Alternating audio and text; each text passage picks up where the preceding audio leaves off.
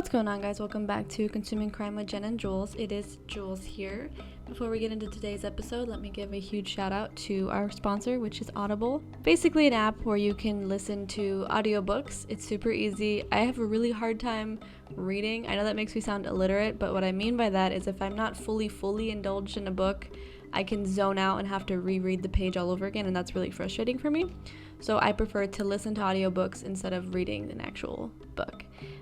Highly recommend. You get 2 free credits on us at audibletrial.com/consumingcrime. Currently I am reading He Is Lying, Sis, and I love it because each chapter is about what a man tells a woman or what a woman can tell a man, and that's basically a lie, and that's like a telltale that they're playing you.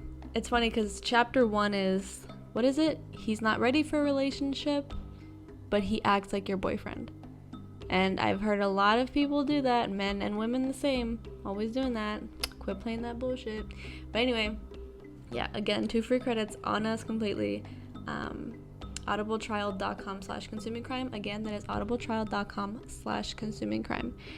And that's it for today's sponsor. Make sure you give us 5 stars wherever you're listening, as well as please remember that I am no longer doing the Patreon, at least for right now. So if you are subscribed to the Patreon, thank you so much for your support. We do have a couple episodes on there, but there will not be any new content for a while now, just so you guys know. But anyway, that's it for the intro. So without further ado, let's get into today's episode. So I'm continuing to cover American Detective with Lieutenant Joe Kenda, and this is episode 3. This one's called, and it's on Discovery Plus. This one is called Hazard Lights, but I'm calling it Missing on the Side of the Road. On March 25th, 2012, in St. Johnsbury, Vermont, Ronald Jacobs is driving around the northern Vermont area. Where is it? More specifically, Goss Hollow Road. This is a dirt road. There's really nothing around this area, and he's calling his friend Melissa. He's calling her over and over again. She's not answering, but he knows that she's in this area, and he's very, very worried about her. Immediately, I'm suspicious of him because I'm like, how do you know she's here? Very, very sus, my guy. Let's continue. So he's looking for his friend, Melissa Jenkins. He ends up finding her car on the side of the road with the hazard lights on, hence the name.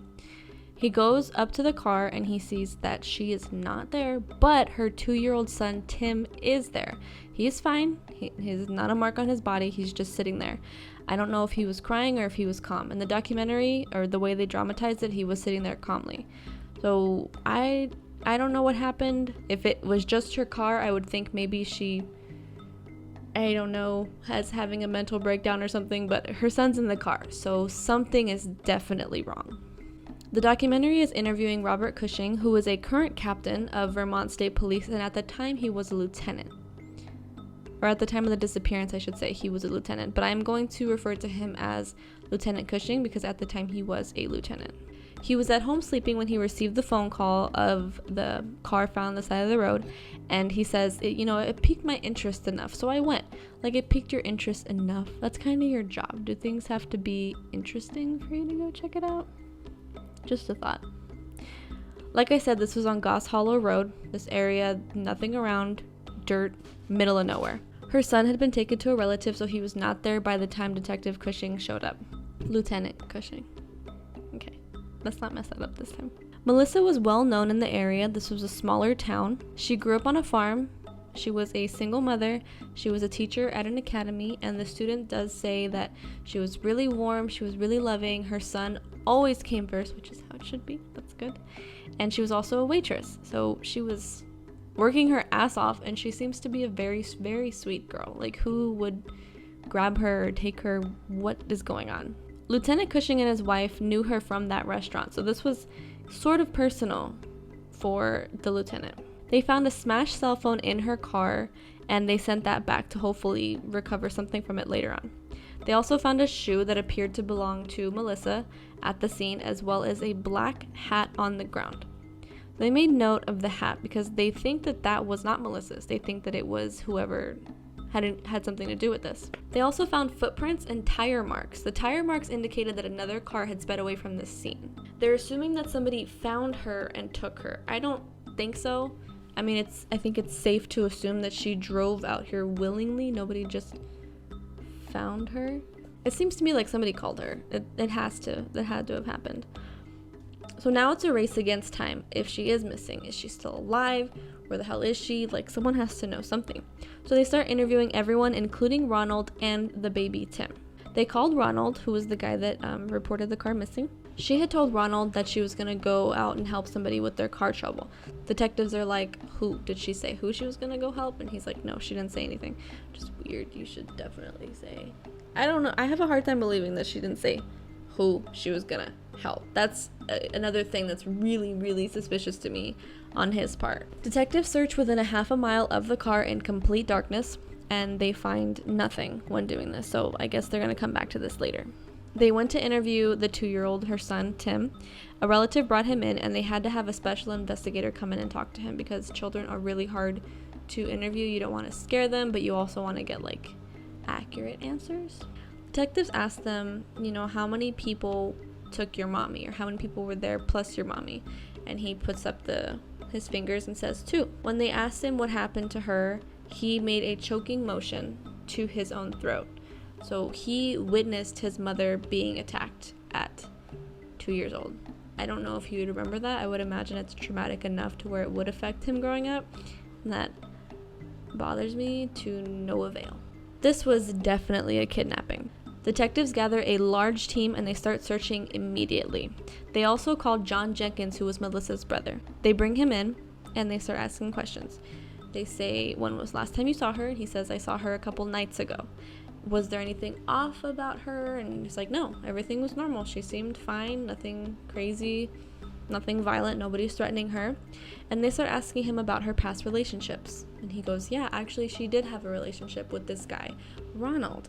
And he wanted to make it a relationship, but she didn't want him like that. She wanted to just be his friend. So now the detectives are like, and they turn their eye to Ronald, who again was the man that found the car and also the guy that she supposedly called before this happened. They go to his record and they see that he was charged in the past for giving false information to police officers. Yet another thing that is suspicious that he's doing. They call him in for questioning and he does admit, we did date in the past, but she didn't want to be serious, but it was fine by me. I didn't make it a big deal. In fact, she confided in him a lot about the baby's father, who was not involved in the child's life. I'm sorry, I don't think she confided in him about the baby's father. I think she confided in him as if he was the father, like to give parental advice, I think. It was kind of vague how they described this in the documentary. Anyway, they were friends. They ask him about his boots. So he takes off his boots and they compare it against the boot tracks that were found in the dirt. They also found evidence of the phone calls from the beginning, like what he said in the beginning about the time, and it did match up, the timing. And the boots did not match. After this point, detectives thought, okay, he must have nothing to do with it, and they let him go. They go to the baby's father. His name is Bruce Roberts. They have him in for questioning, and they're thinking, like, was this a visitation custody battle, kidnapping? He says on this night he was at work, which was 80 miles away from the scene. And fortunately for him, a bunch of coworkers, his managers, he has multiple people that can account that he was definitely at work around the time of the disappearance. So now he's out. Detectives are thinking this has to be somebody in her circle. This has to be somebody that she trusted enough to go out in the middle of nowhere and help with their car. They go to her residence and start to search around. They're looking for a forced entry, foul play, which I think is irrelevant just because it's clear that she went out willingly because she put the baby in the car seat. That's enough for it to be willing, unless somebody went to her house, put a gun to her head. And even at that point, if they knew they weren't going to harm the child, why not leave the child at her house? Then again, I'm not a detective. I just think, why would it have happened at the house? That's just, they were saying it probably started at the house. No, I don't think so. They do, however, find a business card that they take note of for Prue Plowing, which had the names Patricia and Alan Prue on it. So let's remember that. Sorry if I keep like rocking my chair. I'll try to stop doing it. It's kind of annoying. I can see in like the little viewfinder or mirror, whatever. This business card could be completely meaningless, but according to Joe Kenda, Lieutenant Joe Kenda, in murder investigations, Everything is in until it is absolutely out. I love that motto. That's a cool motto. So her disappearance rocked the entire community, and this is a small town, so things like this just don't happen. Everyone's scared at this point. They're thinking if somebody as sweet as her, as kind as her, as successful as she is, in raising her child and having all these jobs, can be abducted, then nobody is safe. Detectives start thinking worst case scenario, and so now they go from looking for her to looking for her body. They start looking in places where they think somebody would dump a body, leave a body, hide a body. And they do find this area, which is 10 miles out of town. I guess I didn't make note of what the area was called. I don't know. But it's an area of water, body of water. And detectives do see something in the water that looks a little bit off. So as they're getting closer, they do notice feet, and then they get closer, and it is in fact a blonde female body, and she is nude. She was identified as Melissa Jenkins, the woman that disappeared. They see bruising on her upper torso, but they're not able to get super close because they're not the medical examiner, and also cinder blocks around her waist, as well as rope that loosely tied her wrists and feet together. Whoever did this clearly tried to submerge her body with the bricks, but obviously failed because she floated back up. Later on in the autopsy, they were able to see small circular dots that were parallel to each other and equal in distance. This was indicative that she was stunned by a stun gun multiple times in multiple areas, and there was also severe bruising around her throat area. It was determined that her cause of death was manual strangulation. So now it's a homicide investigation, and they also don't really have much. They go to her work and they start thinking maybe there's gossip among coworkers, which I never thought of, but that's a really good idea. Before I was on leave, it's definitely, all of my girls in accounting always knew, my chisme, all my gossip. So if I'm working and I ever go missing, definitely check out accounting, because they will tell you my whole life. They will tell you who hates me, who loves me, assuming the girls pay attention. But anyway, that's a really good strategy. I love this. But unfortunately, she is not involved in gossip. Fortunately, you shouldn't, it's addicting. I know it's bad. But anyway, she is not involved in gossip. They get nothing. She is sweet. She is caring. She is loving. She is good with her students. If anything, they find out that she is a very patient teacher, a lot more patient than others, and they get nothing from her work. And then they start thinking, okay, what about her emails? What about her grade book? Did she give anybody an F and they were pissed at her? And you guys, they don't find anything. Which is really a bummer. But Lieutenant Joe Kenda puts it really good. He says, I know it's a bummer to find a bunch of dead ends, but it's better to know what didn't happen. That way you get closer to what did happen. So I like that. Now, finally, we have something. Her cell records are in from the broken phone in the car. Before the call to Ronald, Melissa received a phone call from a track phone number, also known as a burner phone. Detective Joe Kenda tells us that people think that it means you can't be traced, but it actually can be traced to the time, the date, and the first place of purchase. So, we got him? We have the person? Is that what that means? Okay, let's continue. This phone was purchased in Littleton, New Hampshire. They got cell tower hits from where she was abducted and the scene where the body was disposed. All they have to do now is find who bought the phone, because that is definitely enough circumstantial evidence to put somebody in prison. They just gotta figure out who the hell did it. So they go to the manager and they say, this was the time, this was the day this phone was purchased. Who bought the phone? The manager finds the buyer and tells them, they paid via check. The check was signed by Patricia Prue, which was the name on the Prue Plowers business card. This would have been the two suspects, Alan and Patricia Prue, that Tim, the son, was talking about. Now they gotta talk to Patricia and Alan. Coincidentally, Patricia and Alan were already at the station and they were reporting fraud. They were saying that they had their identity stolen, including checks. So either they got, their identity got stolen, or this is super premeditated. This was talked about and planned to the T. Detectives asked where they were on that day. They say, we were in Littleton, New Hampshire running errands. We went to a fast food place and we were in bed by 7:30. Detectives ask, do you know Melissa Jenkins? And they say, yeah, we met her when we did plowing for her. We snowed her plow. I'm sorry. We plowed her snow. That sounds really... They plowed snow for her a year ago, and ever since then, they never saw her again. So, I guess that's what they're saying. That's their story. The detectives let them go, and they weren't ready at this time to turn the interview into an interrogation. They knew that they wanted to dig more, but they wanted to have more before they continued to question the couple. I wish they would have interviewed them separately first and then together so that they wouldn't have time to come up with a story. I mean, I guess if they did it anyway, they would already have a story, so never mind. I'm just a civilian. They now have the video from the store to see who purchased this phone. You guys, they see Patricia and Alan in the track phone aisle, looking at track phones, picking up the track phone, putting it on the register, getting it scanned, writing a check, everything. It's them. They did it. They bought this phone. They killed Melissa Jenkins. This is all circumstantial evidence, but if you remember from my previous episode, circumstantial and physical weighs the same. But you want to get the physical evidence? Check this out, guys. They get footage from the drive-thru where she said they went to eat at that fast food place. In the drive-thru, because you know how there's cameras that show you like that window? They see Alan Prue wearing that exact same hat that was found at the crime scene. Like, fool, you didn't notice that you dropped your hat at the crime scene?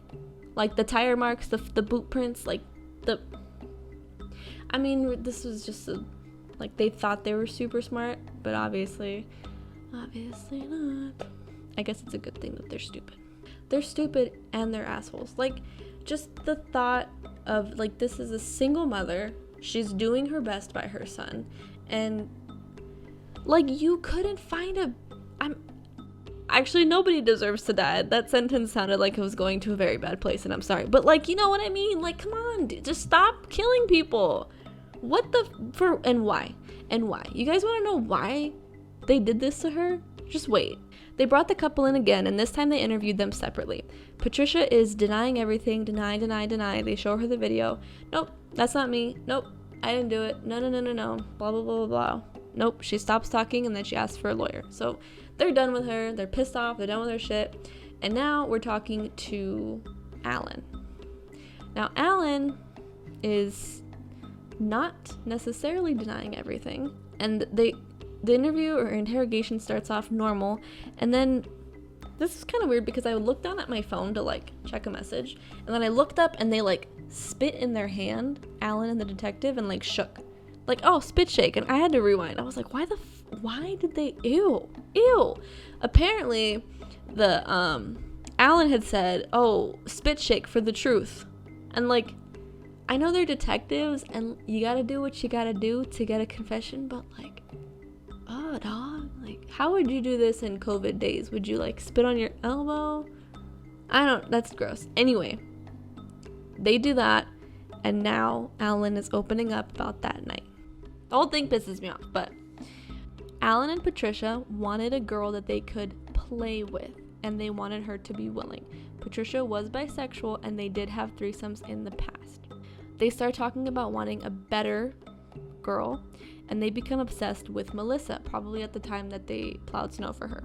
They pick up that track phone, call her on it, she comes down, pulls up. Next thing they knew, they were on the ground strangling her. It was odd to detectives because Alan didn't even ask her if she wanted to have an affair. She just came out of the car and he attacked her on a whim, which makes sense. They couldn't have been planning just to ask her to have an affair, because why go through buying the burner phone? Are you trying to hide the fact that you want a threesome? They definitely planned to kill her. He starts choking her, and then he puts her in the back of their car, and Patricia kept choking her. They dragged her out of their car with a tarp, took her clothes off, dumped bleach, I guess to get rid of fingerprints or something, and then loaded her down with the blocks, or tied her up as well.